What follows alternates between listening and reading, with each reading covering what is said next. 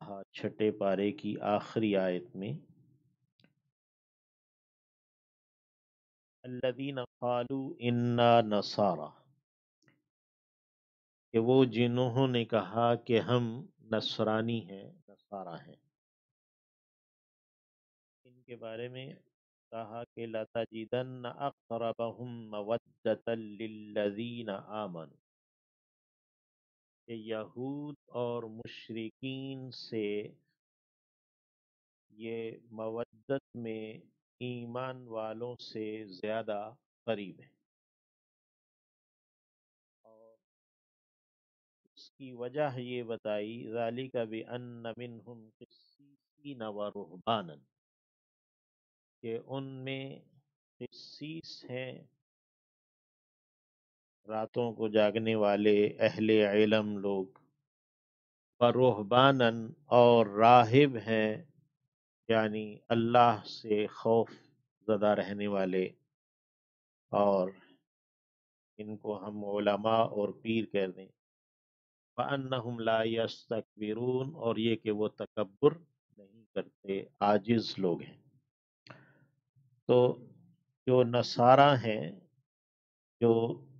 انجیل کو اور توریت کو مانتے ہیں، اس پر ایمان رکھتے ہیں، اور پھر عملی طور پر بھی وہ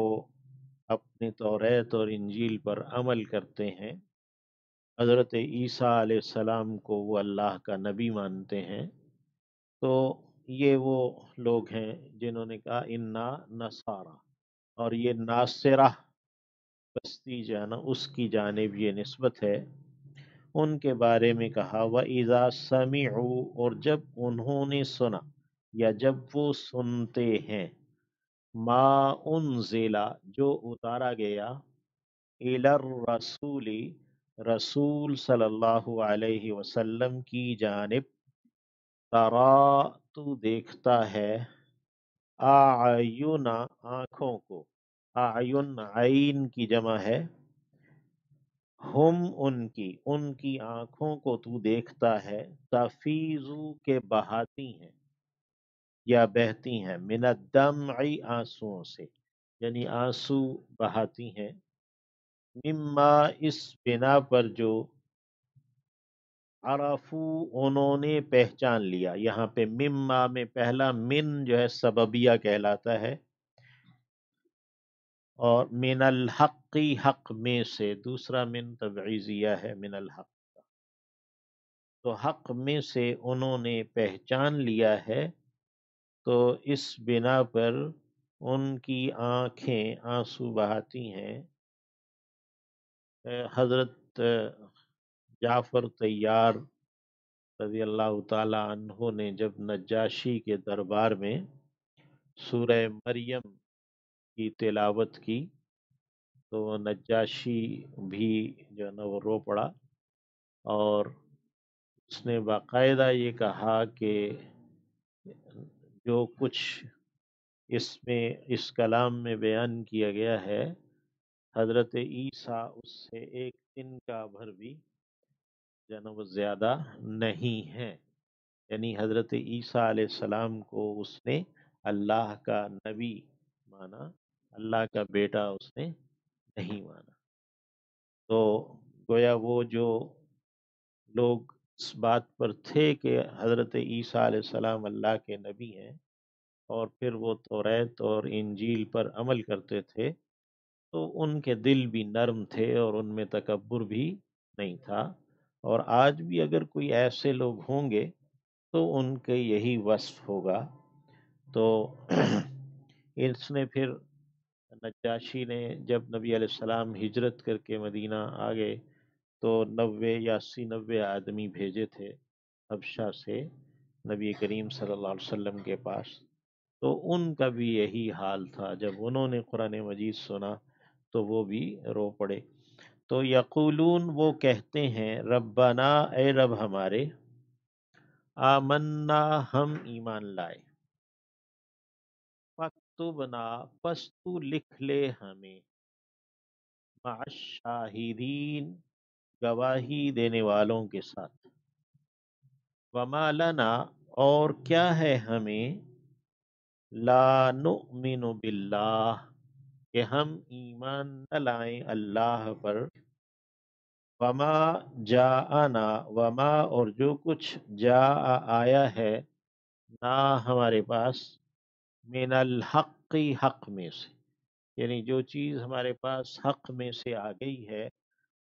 تو ہم اس پر کیوں نہیں ایمان لائیں گے؟ وَنَطْمَعُ جب کہ ہم طمع رکھتے ہیں، واو حالیہ ہے، جب کہ ہم امید رکھتے ہیں، طمع رکھتے ہیں، ان یدخلنا یہ کہ داخل کرے گا ہمیں، ربنا ہمارا رب، مع القوم الصالحین